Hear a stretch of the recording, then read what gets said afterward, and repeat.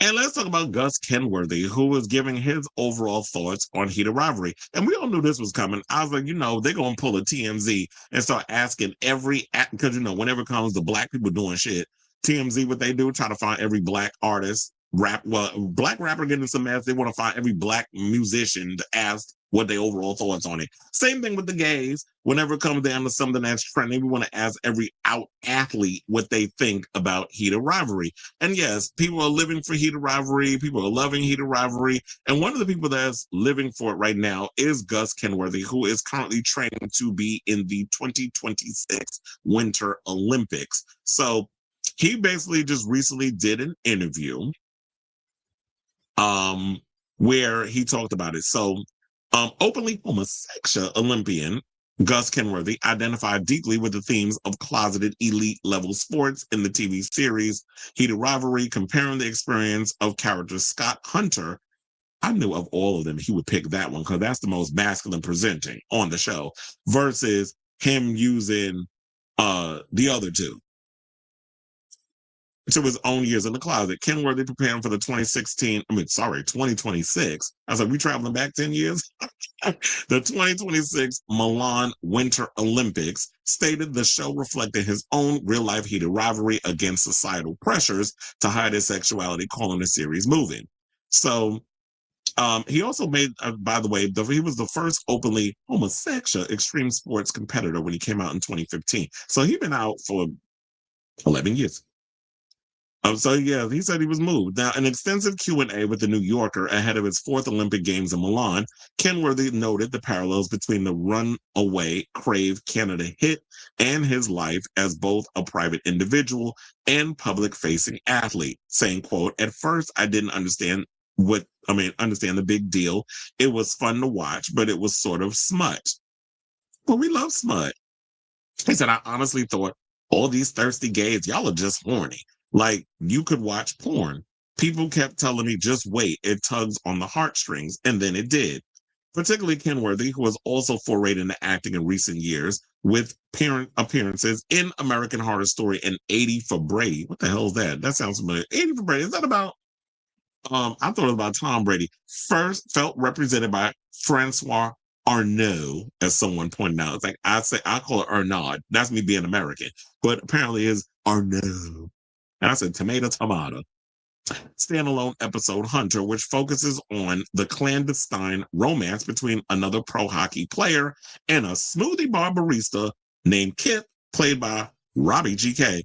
And no shade, I love Francois, but Robbie GK, that is beauty on two legs. If he was an athlete, I could understand that. Maybe Gus could relate to him more because they kind of have the like similar features, like body build and everything. The curly hair, the muscular build, that sort of thing. Masculine presenting. So the third episode, they said, changed things for me. Kenworthy, who won the silver medal in men's slope style at the Sochi Games, recalled. He said, "I actually wrote a message to the show's creator, Jacob Tierney, because I was so moved and didn't expect to be. And I don't think I've ever seen myself reflected on screen like that in such a substantial way. The parallels are kind of insane. I also had a secret relationship with these clandestine meetings and hookups. And Miley Cyrus was my own Rose, Sophie Nelise's movie star character in the show." Oh, he said that Miley Cyrus was one of the girls, but I think it was because if you watch the show, Sophie was the one who hooked up with one of the athletes, and they were kind of making it seem like they were dating Shane Hollister. Basically, she was dating him, and she kind of clocked that he was gay because she noticed there was a little flirtation between the black friend and him, and I guess he clocked him. So it came out, but she was like, "Look, if you are in the like, if you're gay, like it's okay. I can be the beard. It's no skin off my nose. If you ever need to talk to somebody, like, let's actually be friends for real." Because she broke up with him in the scene because she knew she clocked it. Your soul been clocked, honey. When it comes to, that's a phrase for the trans, but I was trying to see if I had something else in here. Okay, so yeah. So he also went on to say It's not the same as well. Is that the famous person that I was suddenly linked to, and as much as I kind of wanted it, because that's the person you would want to be with if you're straight, someone successful and beautiful and talented. It's not the same as when you're with a guy. So wait a minute, he dated Miley Cyrus. I was like, where the fuck was I? And then the Scott Hunter character, I really related to him. I wanted to be out, but really, I just felt truly like he couldn't be because of his circumstances. That was me for so many years. I had the same yearning to be in love, to be public, and to not have to hide.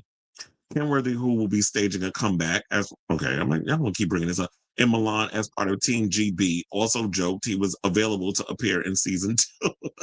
He said, I played hockey through high school. I can skate and I know how to handle a stick. I'm sure you do, Miss Palmer. Now, the sleeper hit, which streams in the US on HBO Max, has gone global since its premiere November, catapulting the main stars Williams O'Connor's story to overnight celebrity. And they said, yeah, as it was mentioned before, the duo carried, well, before we got to the topic, it was mentioned in the comments. The duo carried the Olympic torch in Italy. I saw the pictures and stuff online and sparking important conversations about hegemonic masculinity in elite sports. Williams also spoke about being sent lovely anonymous emails from closeted pro athletes competing across hockey, football, and basketball, while some out athletes have touted publicly what the show means to them. So as I said before, I love the fact that this show is really opening, up the conversation for, hyper masculinity in sports, and the fact that yes, there are not all the athletes are straight, that there are gay people who love sports, who play sports, but just so happen to have feelings for someone of the same gender. And they shouldn't be looked at any less because of who they have feelings for sexually. And so the sooner people realize that, yes, all queer people or gay men are not the stereotypes you see where they're doing your hair and makeup, or they're the BFF, or some queer accessory to straight women, and that there's more to gays than just being, those things and a stereotype, that there are some who are masculine presenting. And I use it in the term of, yeah, what you see on the outside is all mass. It's not that they're being, there's a difference between masculine presenting, in my opinion, and straight acting. Because you have people who are straight acting who are just putting on a front. But then you have people who are just, yeah, that they don't have those. They're just like straight up, straightforward into like all the things that stereotypically a man is into. It just so happens that they like dick or ass, depending what your preference is. But there was something, I gotta find it. I hope it's on Instagram. I could not pull this damn thing up. But oh Lord, Christian Keys out here talking again. Lord Jesus. Oh, we're gonna have to save that topic for the next time I come on live. But there's some drama going on with him. But now hold on, because I probably have to go to my stories and see if I could find it. And I'm gonna have to play the live because oh yeah, I got it. Because there was this one video called Heated Rivalry and Black Queer Representation from someone by the name of A King _32. I was trying to find the video so I could play it for y'all. So now I'm going to have to do a ratchet style and just play the audio. And then I do have an actual clip that I want to pull up from Gay Magazine where they were talking about the Black experience and Heated Rivalry and those things. Because I've been saying for the longest that it's great that we have queer representation and these things I was talking about, but I really think that there needs to be diversity. So I love the fact that this is opening the door, but this white show and so many people resonating with it. But there's so many of us out here who need representation and want those stories told. There is a lesbian show that I did see that they picked up that's going to be on Crave. I've totally forgot the name of it, but I did see that Crave Network picked it up. It's supposed to be coming out, and hopefully it opens the door. But let me pull this video up for y'all, and then we'll come back and wait, hold on, and talk. Please hold. I said no. And I thought to myself, I'll probably get to it when I get to it. But it's just probably not my cup of tea. And I was like, oh, I think I have some like resentment for it. And I think it's because of the fact that Black representation of queer people does not get the same shine. It doesn't get the same opportunity as others. And basically, I feel like Heated Rivalry as a whole, even those two actors, those two white actors who are starring in it, they have a push that other shows do not get. So we have, first of all, it's on HBO. HBO is an iconic luxury network, right? Whereas you have shows like P-Valley, which I love, which represent Black queerness, it's on Stars. Nothing wrong with Stars. And there are exceptions to what I'm saying, obviously. I'm firmly generalizing, right? Generally speaking, Stars is known for being an urban network. It's known for being an urban streaming network. You have Power, you have Raising Kanan, you have BMF. It's known as that. So it kind of gets shoved. It's almost like, excuse my phrasing, it's almost like Chitlin Circuit, right? We also have the representation of these gay white men. So it's a layered conversation because LGBTQ people, all people, will watch Heated Rivalry and enjoy it and love the steaminess of it, yada, yada, yada. But then you also have white women who will watch Heated Rivalry because they enjoy watching queerness. Generally speaking, and like I said, I'm generally speaking, there are exceptions to this, but generally speaking, white women enjoy gay white men more than the average Black woman enjoys Black gay men, right? And it's, like I said, it's a very layered, it's a layered conversation. It's layered. Black women are the most disrespected people on this earth, period. The most disrespected humans. Doesn't matter what ethnicity, what group, whatever, they are the most disrespected. There is a fight for femininity. There is a fight for who gets to claim femininity. So a lot of Black women, not all Black women, please hear me when I say this, not all Black women. Generally speaking, a lot of Black women do not like Black gay men and do not like or consume Black gay media because they find it disgusting. Let's just keep it real. And a lot of Black women, they like Black gay men to be their friends.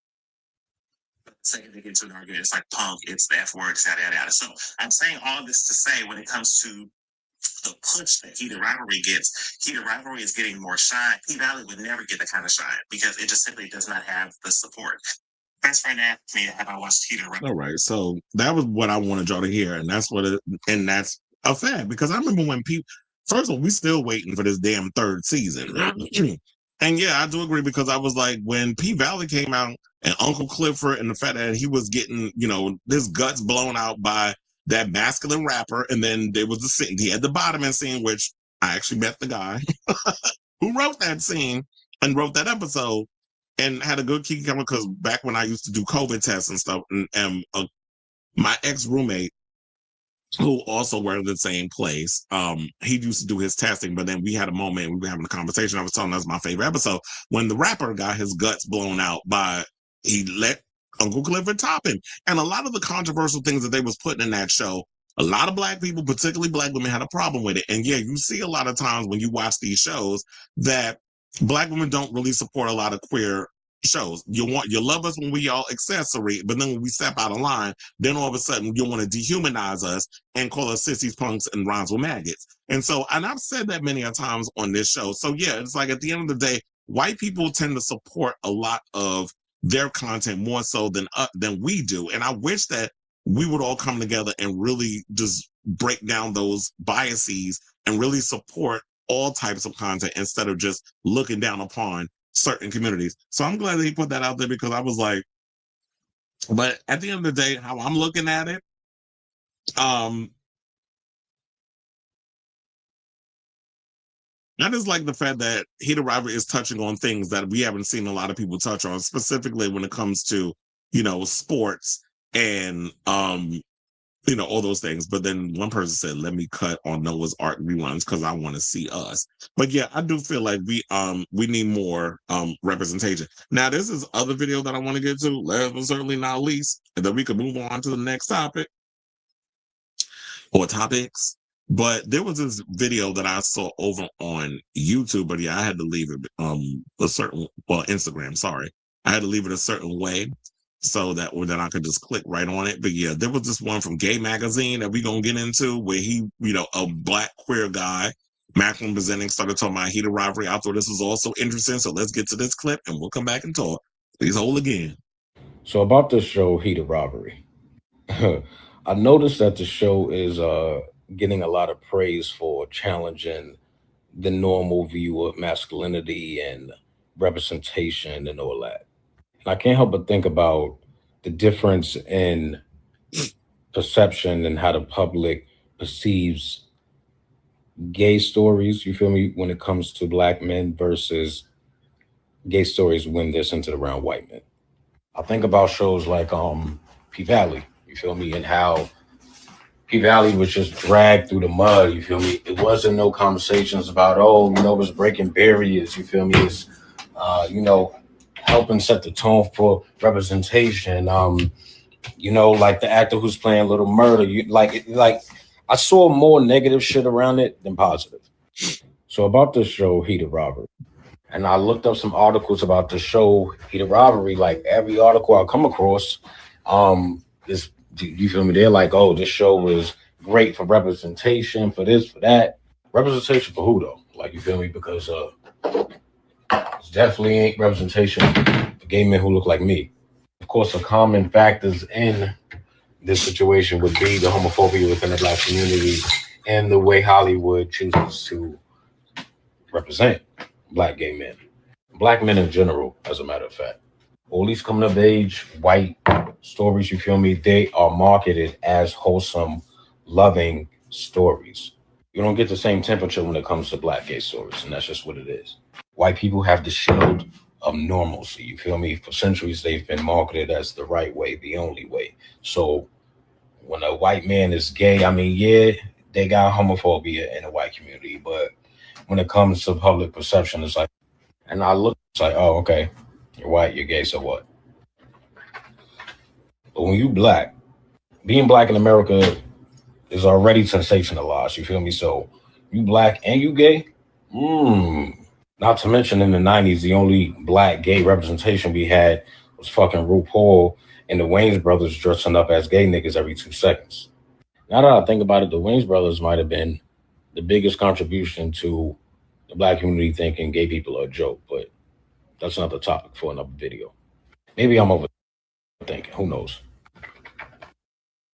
I don't think you're overthinking it. I feel like a lot of what he said made perfect sense. The fact that black people are already seen as a threat. You don't want to see them as they have vulnerability or, they've already been sensationalized. So you want to keep them as like these caricatures or whatever the case is. So, white people have been taught to fear the black man or whatever the case is. Oh, don't start mixing races and this, that, and the other. So there's a lot of nuances, I think, that goes into that. And yeah, while exactly the point, someone said that there are two different shows targeting certain audiences. P Valley was targeting basically ghetto and ratchet community to watch, and the other is targeted to suburban white gay people.